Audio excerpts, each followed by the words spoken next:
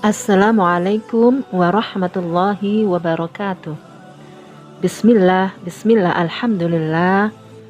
Alhamdulillahilladzi hadana lihada wa ma kunna linahtadiya laula an hadanallah.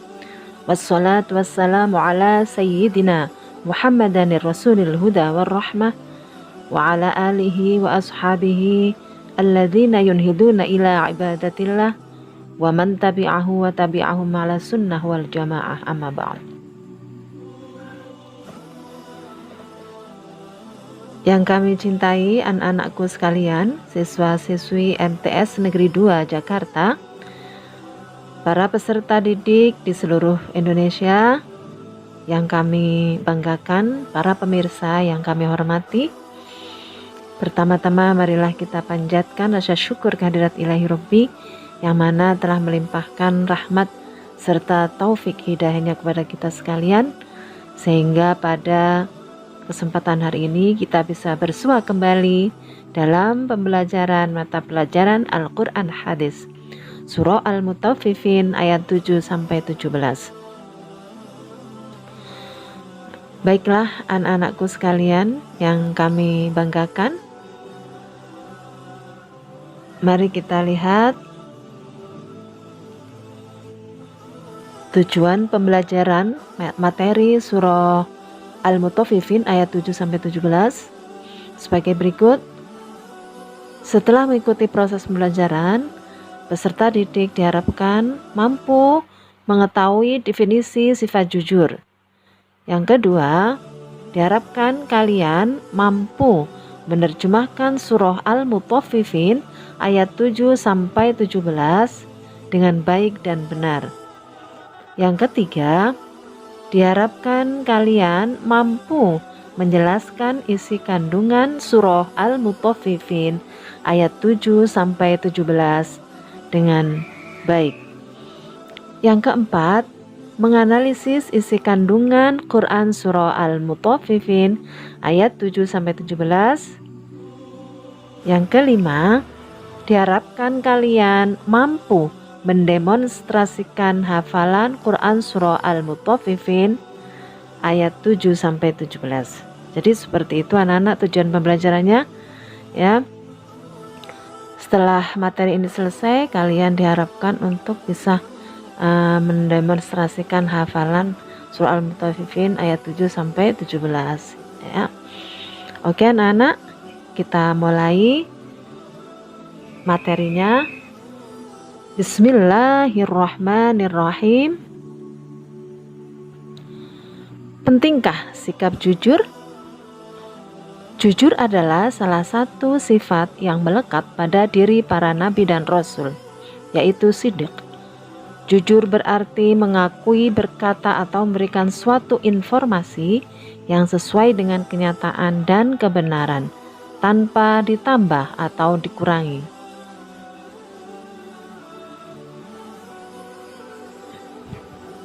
Pentingkah sikap jujur? Mengapa memiliki sifat jujur itu sangat penting?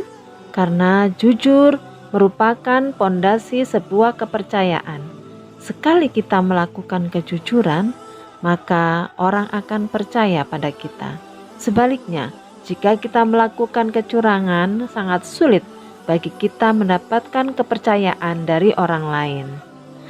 Orang yang suka berkata jujur akan mendapatkan 3 hal, yaitu kepercayaan, cinta, dan rasa hormat. Pentingkah sikap jujur?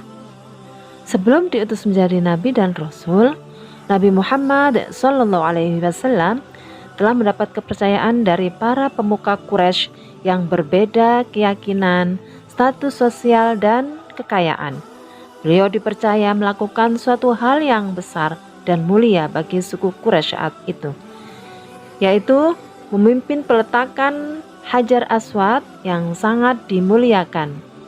Mengapa beliau yang diberikan kepercayaan untuk memimpin peletakan Hajar Aswad?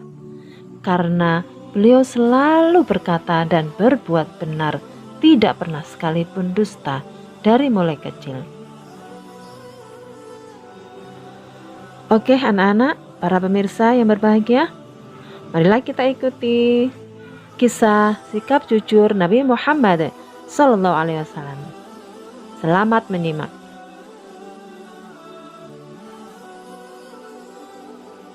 Pada masa remaja, Nabi Muhammad SAW mengikuti pamannya ke negeri Syam untuk berdagang. Beliau berdagang dengan jujur, tidak pernah mengurangi timbangan berat. Beliau menyampaikan kekurangan dan kelebihan barang dagangannya kepada pembeli, serta beliau menyampaikan keuntungan yang didapat sesuai dengan yang didapatkannya. Pada usia 35 tahun, Nabi dan kabilah Quraisy diminta untuk memperbaiki Ka'bah. Ketika sampai pada peletakan Hajar Aswad di tempat semula, kaum Quraisy berselisih mengenai tentang siapa yang akan mendapatkan penghormatan untuk meletakkan Hajar Aswad di tempatnya semula. Maka mereka sepakat untuk menunjuk Nabi Muhammad SAW. Beliau adalah orang yang tepat untuk meletakkan Hajar Aswad. Akhirnya beliau menyarankan untuk mengambil selembar selendang. Kemudian beliau merintahkan kepada pemuka kabilah Quraisy untuk memegang ujung-ujungnya, untuk kemudian mengangkatnya bersama-sama. Setelah mendekati tempatnya, maka Nabi Muhammad SAW meletakkannya ke tempat Hajar Aswad semula. Ini adalah jalan keluar yang terbaik yang tak pernah terpikir sebelumnya. Seluruh kabilah setuju dan meridhoi jalan keluar tersebut. Dari sinilah kabilah Quraisy tidak jadi berselisih. Seketika itu juga beliau dikenal di antaranya kaumnya dengan sifat-sifat terpuji, terutama sifat jujur dan amanah ini. Para sahabat dan pengikutnya sangat menghormati dan mencintai Nabi, sehingga diberi gelar Al-Amin, artinya adalah orang yang dipercaya. Tidak hanya itu, Nabi juga jujur dalam bercanda, di mana diriwayatkan Imam Tirmidzi, suatu ketika Nabi didatangin perempuan tua dan mohon didoakan agar masuk surga. Lantas Nabi Muhammad SAW menjawab, "Wahai ibu, sungguh surga itu tidak akan dimasuki perempuan tua." Seketika itu juga perempuan tua itu menangis. Kemudian Rasulullah SAW berkata kembali, "Aku mendapat kabar bahwa tidak akan masuk surga perempuan yang sudah tua, karena Allah mengatakan bahwa dalam surah Al-Waqiah ayat 35 sampai 37 yang berbunyi, sesungguhnya kami menciptakan mereka bidadari-bidadari dengan langsung, dan kami jadikan mereka gadis-gadis perawan, penuh cinta dan sebaya umurnya. Al-Waqiah ayat 35 sampai 37. Seketika itu juga perempuan yang menangis itu tersenyum dan mengetahui bahwa di surga semua yang tua akan dijadikan muda kembali. Nah, kalian sudah menyimak kisah kejujuran Rasulullah SAW, bahwa Rasulullah adalah orang yang sangat jujur dan dapat dipercaya serta amanah. Anak-anakku sekalian, siswa-siswi MTS Negeri 2 Jakarta yang kami cintai, para pemirsa yang berbahagia, mengapa kita diperintahkan untuk berbuat jujur? Jawabnya adalah karena dengan kejujuran kita akan mendapatkan kepercayaan dari orang lain. Dengan kejujuran kita juga akan mendapatkan keberkahan hidup. Dengan kejujuran kita juga akan mendapatkan kebaikan dunia akhirat. Sesuai dengan hadis Rasulullah SAW, "Alaikum bisidqi fa inna sidqa yahdi ilal birri. Fa innal birra yahdi ilal jannah." Rawahul Bukhari Muslim. Rasulullah SAW bersabda, "Hendaklah kalian selalu jujur, karena kejujuran membawa kebaikan, dan kebaikan akan mengantarkan kita ke surga." Hadis riwayat Bukhari Muslim.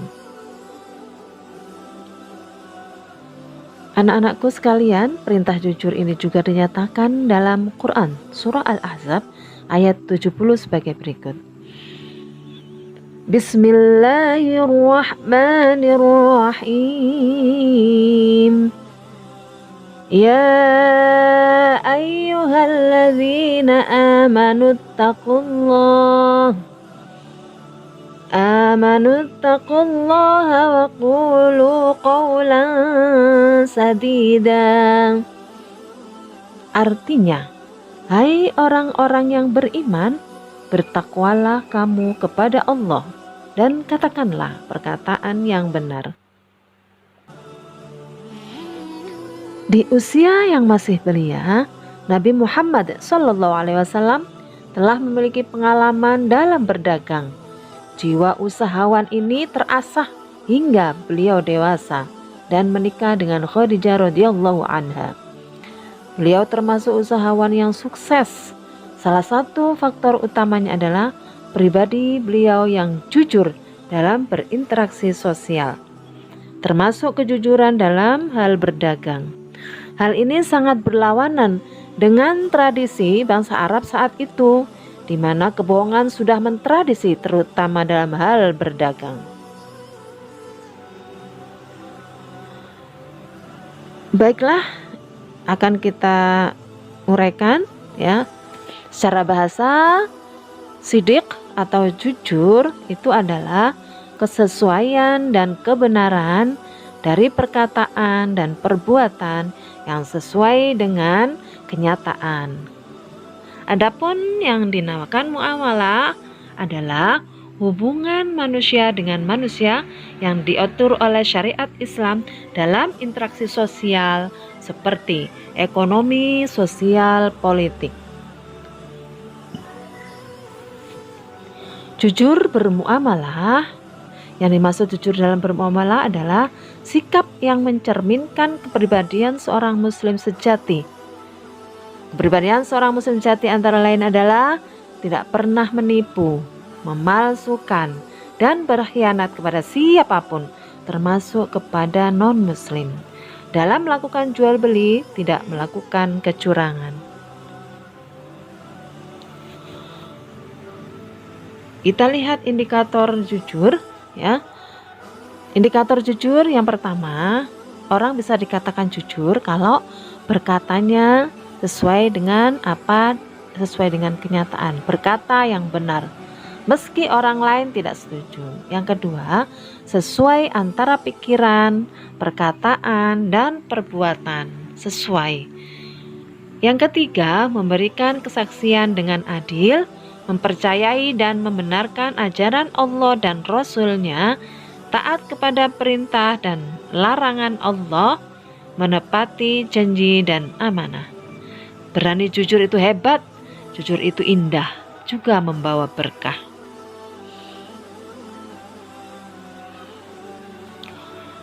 Baik anak-anak, Ibu akan bacakan surah Al-Mutaffifin. Selanjutnya kita bacakan surah Al-Mutaffifin ayat 7.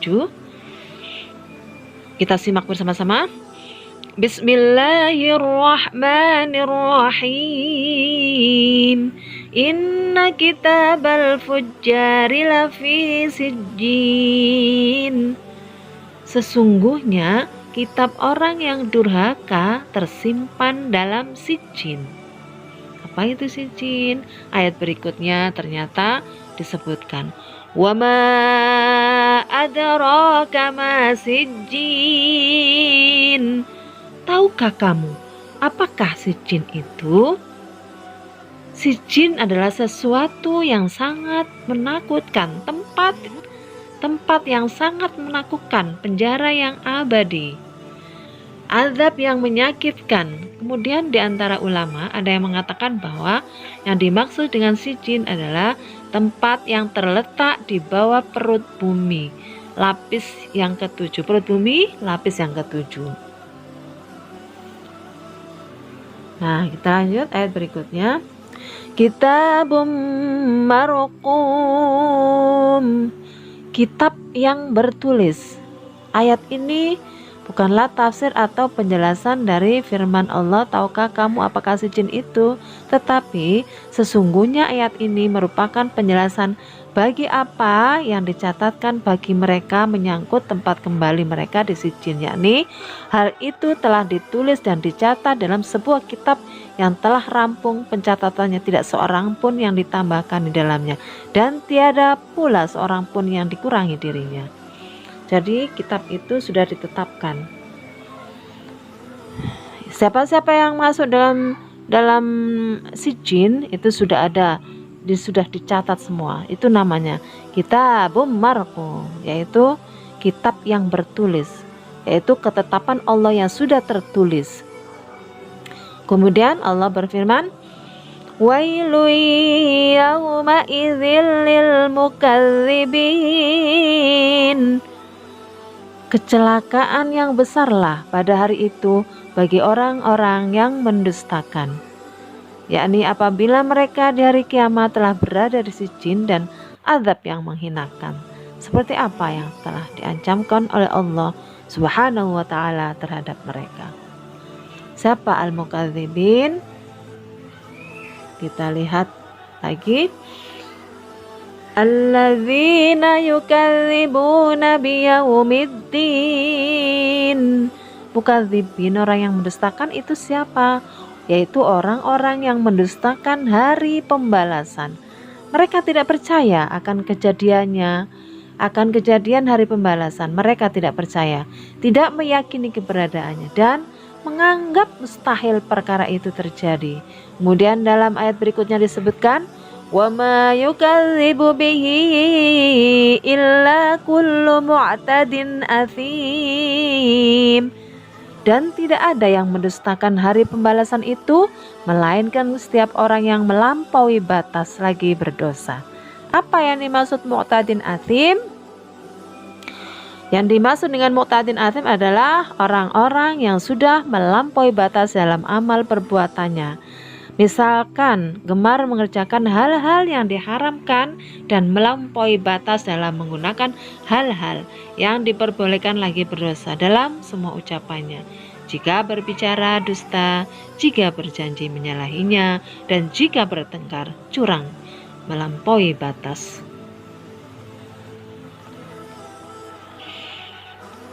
Idza tusla alaihi ayatuna qala asatirul awwalin.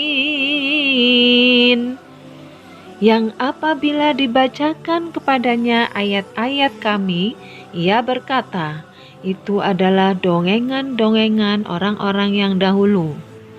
Ketika dibacakan ayat Al-Quran, mereka semua berprasangka buruk bahwa Al-Quran itu adalah berupa dongengan-dongengan di dalam kitab yang terdahulu.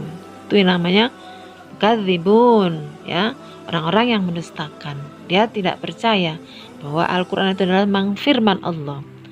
Sesuai dengan firman Allah dalam surah An-Nahl ayat 24, wa idza qila lahum madza anzala rabbukum qalu asatirul awwalin.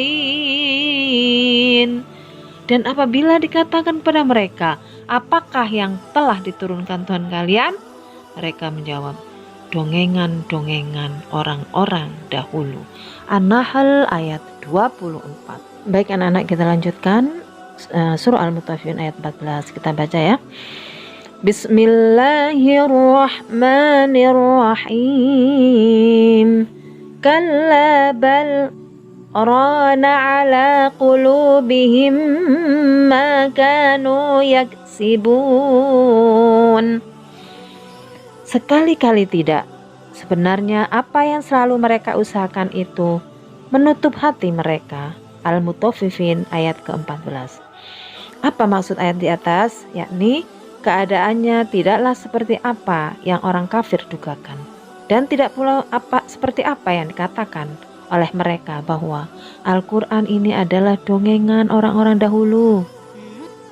Tapi Al-Quran itu adalah kalamullah dan wahyunya yang diturunkan kepada Rasulnya. Dan sesungguhnya hati mereka itu terhalang dari beriman kepada Al-Quran. Tiada lain karena hati mereka telah dipenuhi dan tertutup oleh noda-noda dosa yang banyak mereka kerjakan. Kalla innahum 'an rabbihim yawma idzil lamahjubun. Sekali-kali tidak, sesungguhnya mereka pada hari itu benar-benar terhalang dari melihat Tuhan mereka. Al-Mutaffifin ayat ke-15. Maksud ayat di atas adalah mereka kelak di hari kiamat akan ditempatkan di sijin, yaitu tempat tinggal mereka. Kemudian selain dari itu mereka terhalang dari melihat Tuhan yang menciptakan mereka. Imam Abu Abdullah Asy-Syafi'i mengatakan, sesungguhnya dengan hal ini bahwa ayat ini merupakan dalil yang menunjukkan bahwa orang-orang mukmin dapat melihat Tuhannya di hari itu. Wujuhu yawma idzin nadhirah ila rabbiha nadhirah. Wajah-wajah orang mukmin pada hari itu berseri-seri, kepada Tuhannya lah mereka melihat. Al-Qiyamah ayat 22 sampai 23. Sebagaimana pula yang ditunjukkan oleh banyak hadis yang sahih lagi mutawatir yang mengatakan bahwa orang-orang mukmin dapat melihat Tuhan mereka di negeri akhirat dengan penglihatan mata, yaitu di tempat pemberhentian hari kiamat dan juga di dalam surga-surga yang mewah. Ibnu Jarir mengatakan, telah menceritakan kepada kami Mu'ammar al-Muqri, telah menceritakan kepada kami Abdul Waris ibnu Sa'id dari Amr ibnu Ubaid dari Al-Hasan sehubungan dengan makna firman-Nya, sekali-kali tidak, sesungguhnya mereka pada hari itu benar-benar terhalang dari melihat Tuhannya. Al-Mutaffifin ayat 15. Thumma innahum lasalul jahim. Kemudian sesungguhnya mereka benar-benar masuk neraka. Al-Mutaffifin ayat 16. Mereka orang-orang kafir itu selain dihalangi dari mereka melihat Tuhan mereka yang Maha Pemurah, juga mereka dimasukkan ke dalam neraka yang menjadi penghuni tetapnya. Thumma yuqalu hadzal ladzi kuntum bihi tukadzibun. Kemudian dikatakan kepada mereka, inilah azab yang dahulu selalu kalian dustakan. Dikatakan hal tersebut kepada mereka dengan nada mengecam, mencemoohkan. Isi kandungan ayat 7 sampai 17 adalah bahwa Allah menjelaskan catatan perbuatan orang-orang durhaka terdapat dalam daftar keburukan dan disimpan dalam buku khusus bernama Sijin. Jadi Sijin adalah kumpulan buku-buku para setan dan orang-orang kafir. Mereka itulah yang mendustakan para rasul dan disalahnya. Sifat-sifat mereka ada 3. Sifat-sifat mereka orang kafir ini ada 3. Yang pertama adalah mu'tad. Mu'tad itu artinya melampaui batas, yaitu dengan melanggar hukum-hukum Allah. Yang kedua athim, bergelimang dosa dengan mengonsumsi barang haram, berbicara bohong, mengkhianati amanah, dan lain sebagainya. Yang ketiga, jika dibacakan Al-Quran, mereka mengatakan bahwa itu hanya dongeng-dongeng orang terdahulu, bukan wahyu Allah Subhanahu wa ta'ala. Anak-anak sekalian, demikian materi surah Al-Mutaffifin ayat 7 sampai 17. Nah, sekarang tugasnya tolong didengarkan ya. Tugasnya yang pertama, tolong ditulis di buku tulis ya. Di buku tulis dengan kemudian kamu menjawab soal-soal yang sudah ada di YouTube ini ya, yang ada di YouTube ini. Yang pertama, apakah definisi sifat jujur? Ya, ada di pembahasan yang di atas tadi, tolong dibaca dengan baik-baik. Yang kedua, tulis dan terjemahkan surah Al-Mutaffifin ayat 7 sampai 17 dengan baik dan benar. Yang ketiga, jelaskan isi kandungan surah Al-Mutaffifin ayat 7 sampai 17 ya dengan baik dan benar. Yang keempat, mendemonstrasikan hafalan Quran surah Al-Mutaffifin ayat 1 sampai 17. Jadi, setelah kalian tulis 1 sampai 4 ya, kalian hafalkan, kemudian setoran ya, setorannya lewat WA ya. Kalian bisa lewat WA ya, kamu kirim ke ibu video rekaman kalian, hafalan kalian, kamu kirim ke WA ibu. Oke ya, itulah ya materi Surah Al-Mutaffifin ayat 7 sampai 17 untuk hari ini. Kurang lebihnya Ibu mohon maaf. Kita tutup bersama dengan bacaan Alhamdulillahirabbil alamin. Rabbi shrah li sadri wa yassir li amri wahlul 'uqdatam min lisani yafqahu qawli. Wabillahi taufiq wal hidayah wa biridha wal inayah. Assalamualaikum warahmatullahi wabarakatuh.